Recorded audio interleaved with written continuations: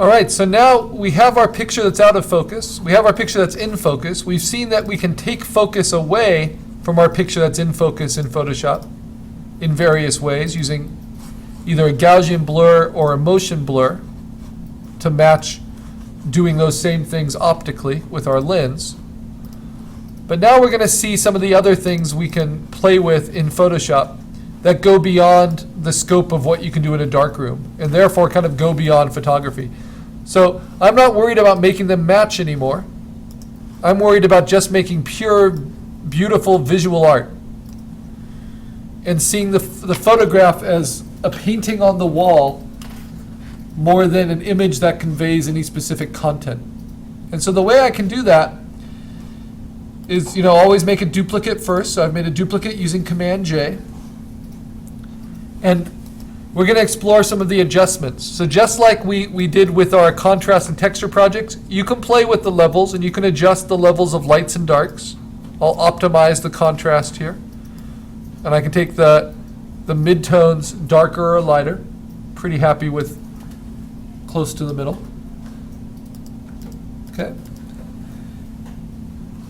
And then I can make another duplicate and I can play with the color just like we did when we were doing the monochrome studies. But instead of taking all the color away, which makes this much less interesting, I can play with the color in other ways. I can push the saturation even more intense if I want to. If I do it all the way, it will just make every pixel as saturated as possible, which leads to some pretty jarring images. But maybe I just want to goose the saturation a little bit. Now, what if I want to do it to just one color, like the reds? Well, then I can go to this drop-down menu where it says Master, and I can just select one of the color families. So the reds, and I'm going to goose that saturation a little bit, and maybe the cyans, goose that saturation a little bit. Maybe the blues, bring that out a little bit. Maybe the greens. Maybe I want the yellows to be really desaturated, where the other colors are really coming through. Right?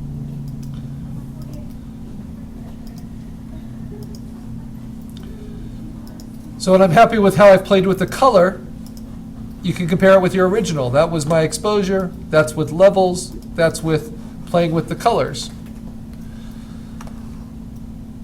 And then we can go to filters. Right? I can blur it more.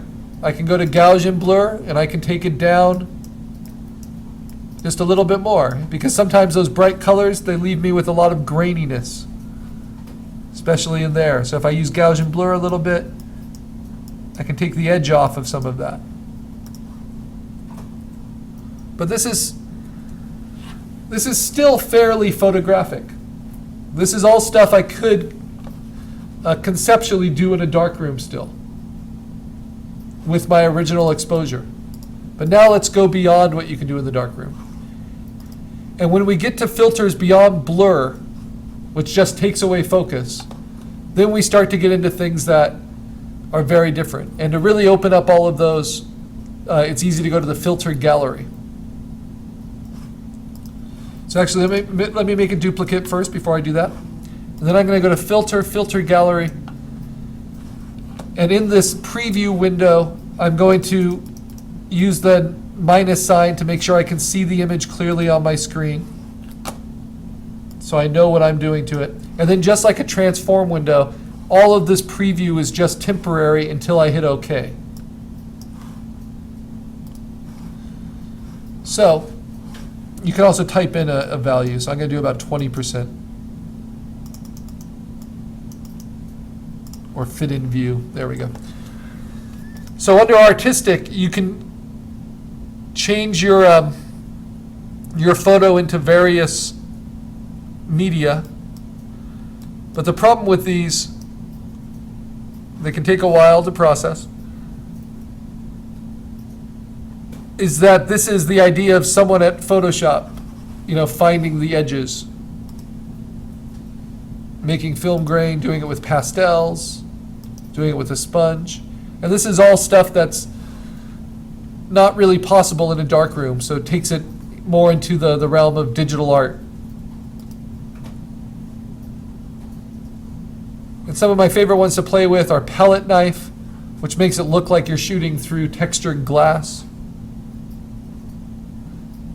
And you can play with the individual sliders, give it more softness.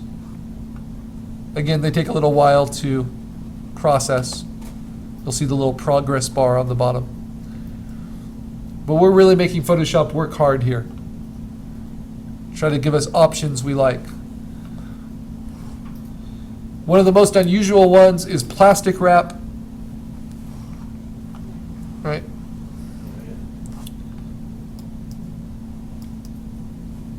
It really does look like it's wrapped in plastic or glass or something, or wax. And you can make the highlights really strong if you want, or you can make it quite subtle.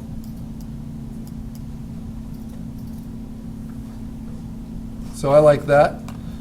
I'll hit OK. I have that now as a layer. And what I love about making these duplicates and building it is that I can also play with the opacity and kind of work between my different decisions. I can even play with blending modes. And I'll show you what I mean now when I do more extreme filters to this next duplicate. So there are several filters that take away color entirely. Filter gallery, let's go.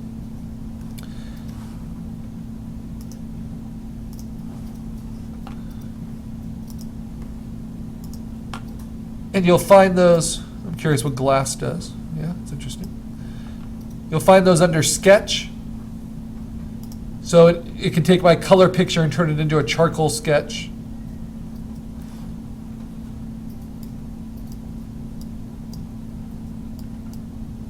And since mine has so much light in it, it's not being able to find too many darks.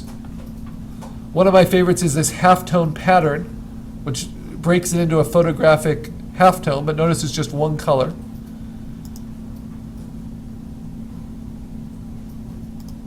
Or Conte crayon, or pen and ink, or photocopy, which will really posterize it to just highlights and shadows.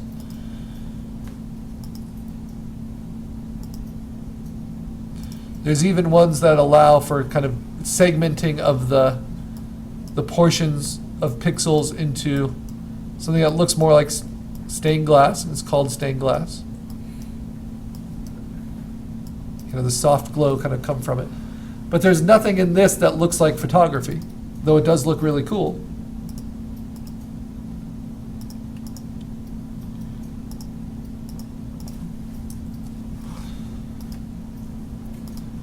But something I'll often do as a designer is I will get a halftone pattern from something that I've shot, especially something like this that's vague and gradated. I'll play with its settings. I can even play with the type of diffusion it is. And then I will use my blending modes. I could just use opacity, to blend it into my original, but I can also use blending modes.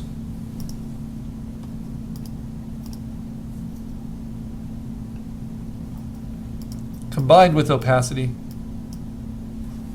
and make some interesting graphic textures.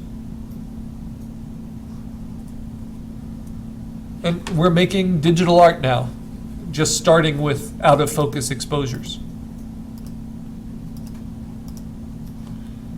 I use blending modes with some of these and use opacity. You can get some really interesting effects.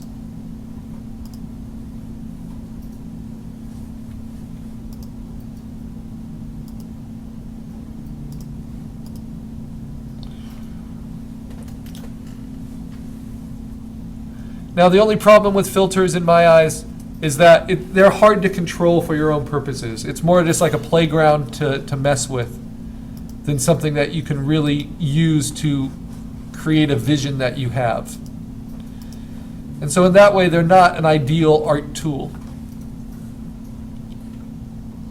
But at the same time, it's great to see the capabilities we have.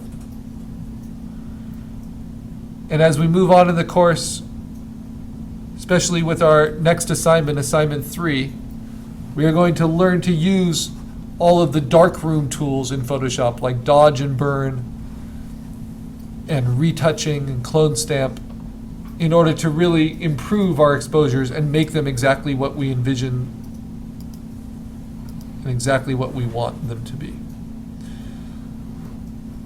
All right, so if this is my final photo, I'm just going to hold down Option and then go to Layer and click on Merge Visible. And by holding down Option, that will merge all of these different lower opacities that I've been playing with all into one layer. And I can just see in one click then what my exposure looked like and then all the stuff I did to it.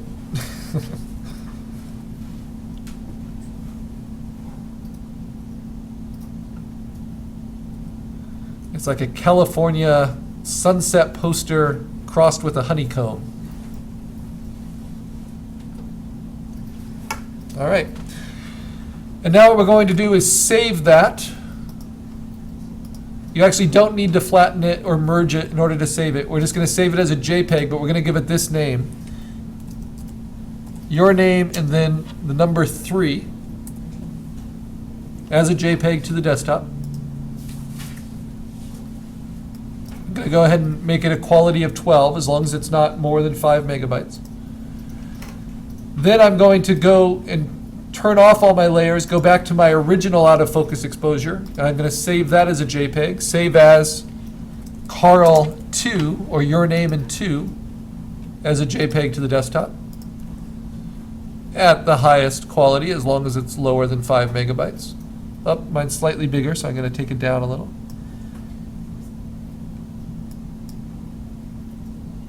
There we go.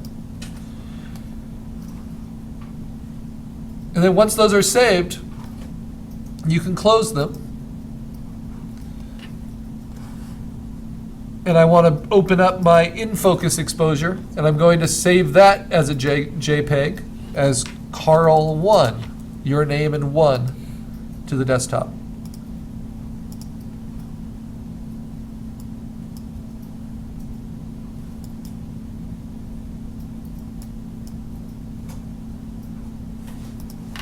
All right. Now we're going to upload those into the course photo bucket.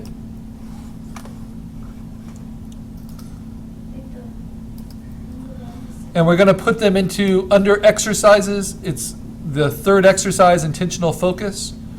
We open up to there and we say upload. And then we put all 3 of our exposures in there, 1, 2, and 3. So here I have Carl1, here's Carl2, here's Carl3. So you're putting your in-focus exposure, your out-of-focus exposure, and then your artistically designed and messed with image.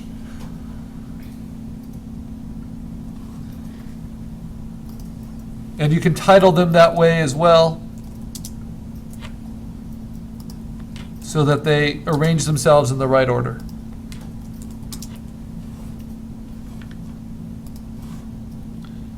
And it'll be interesting to see what you all come up with, because we'll arrange them by title. And if you want to see other inspiration, you can always go to past student examples, and you'll see how this was done with various things throughout the class.